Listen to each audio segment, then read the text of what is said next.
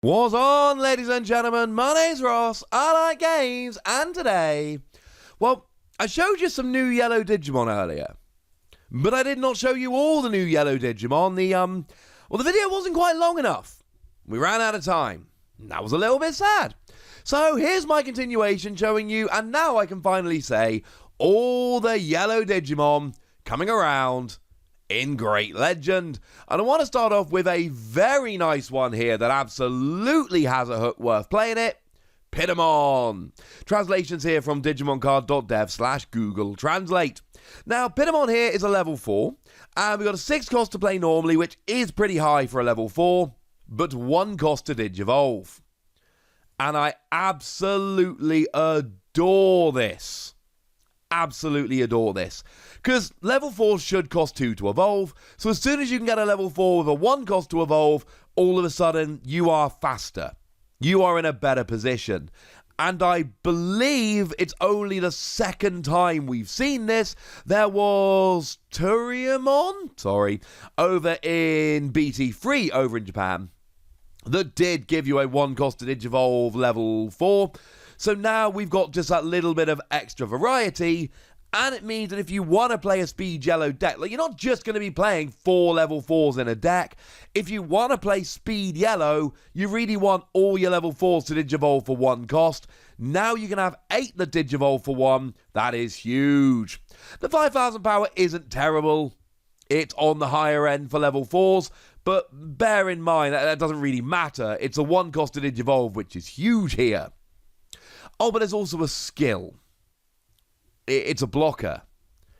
And when you attack, you lose 2 memory. So it basically makes it like those new cards we saw in the starter decks, but of course there was no yellow starter deck this time round, so you have it here. And I adore this, and honestly, I don't see why this won't see a huge amount of play. I just told you there's only one other yellow Digimon level 4 that Digivolves for 1 cost. And it's a vanilla. Ooh, it's got 1,000 more power. Nobody cares. Because it doesn't have blocker. Being able to Digivolve a level 4 for 1 cost is huge. That Digimon having blocker is huge. I said nice things about the level 4 1 cost to Digivolve blockers that came around in the new starter decks. And I've already seen them being popped into lists over in Japan. Of course I have. These are gonna see a bunch of play. This is phenomenal. It's cheap to Digivolve. That alone, to be honest with you, was great. If this was just a vanilla Digimon, I'd go, well, at least we've now got 8 options to play this in yellow decks. But the fact it has blocker as well is awesome. Fine, you give up 2 memory to attack, but then again, we saw that with all the blockers from the starter decks. Nobody cares.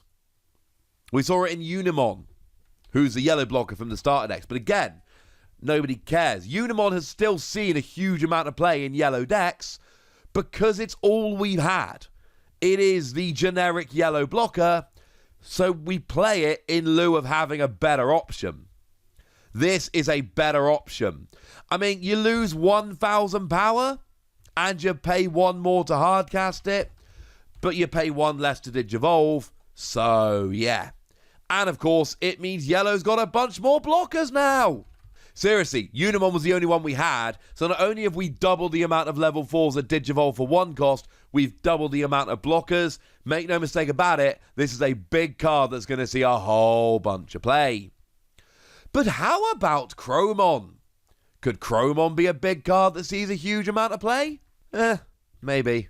We've got a vanilla Digimon here, we've got a 5 cost to play normally, which is... It's kind of cheap for a level 5, I'll give you that. A 3 cost to Digivolve, which is standard for a level 5, and 8,000 power. So I suppose that's why we're playing it. 8,000 power is pretty high, and 5 cost to play normally is cheap. So what we have here is a level 5 Digimon that has the combination of both a cheap play cost and a high power level. I don't think it's stunning. I don't think it's amazing. I don't think it's going to be an out-and-out staple in every yellow deck or anything silly like that.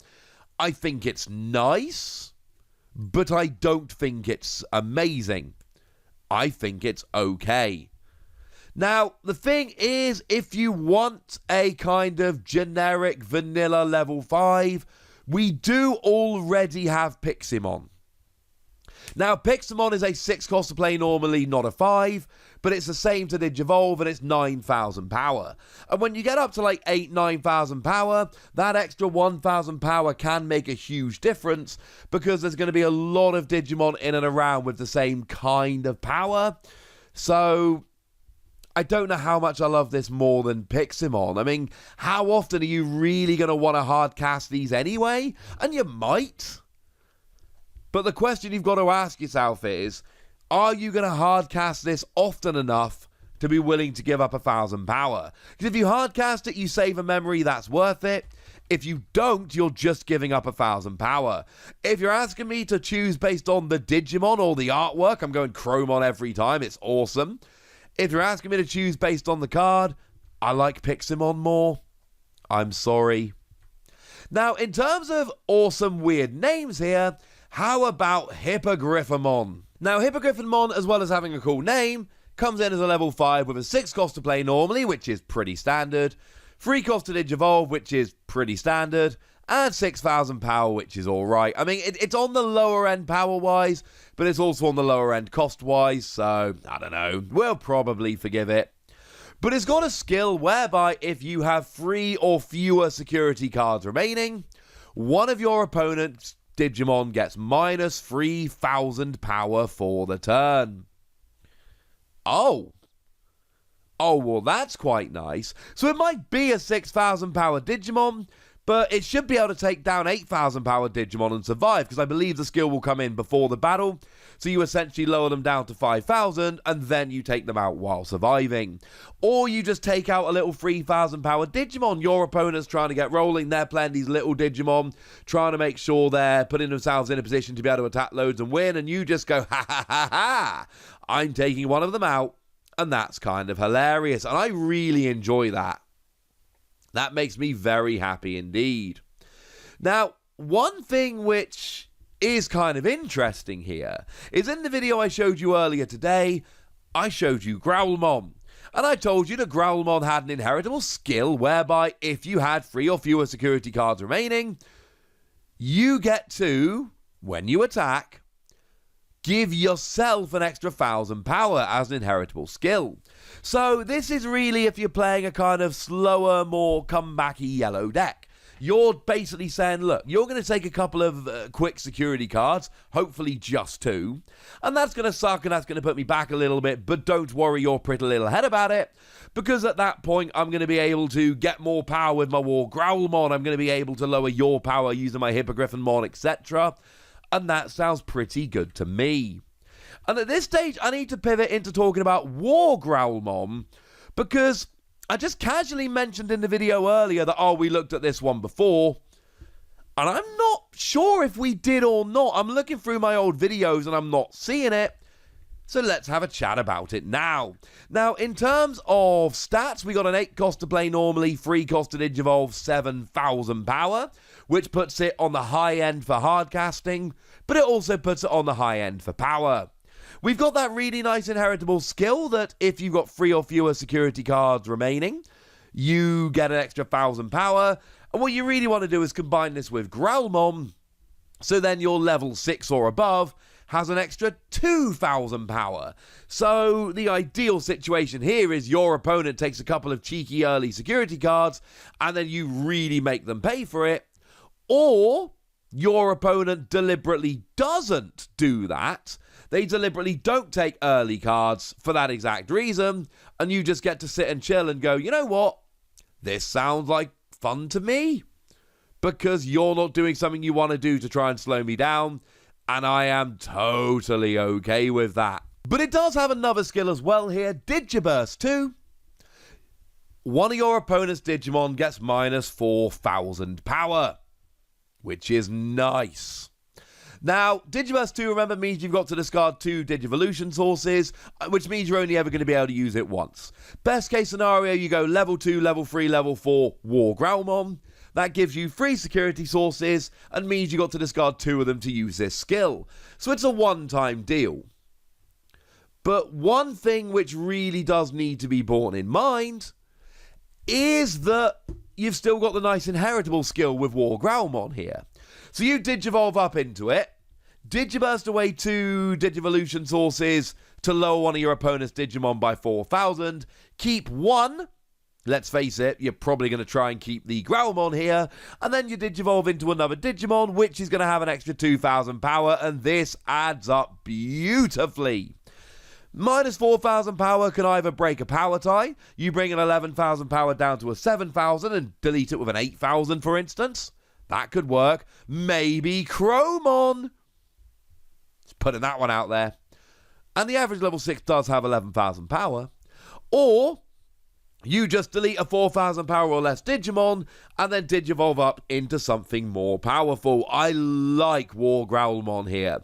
I think you've got to play it with Growlmon, and I do think you need to essentially build the deck in this way and accept that you're giving up a couple security early, etc., etc. But there are some good things that can be done here.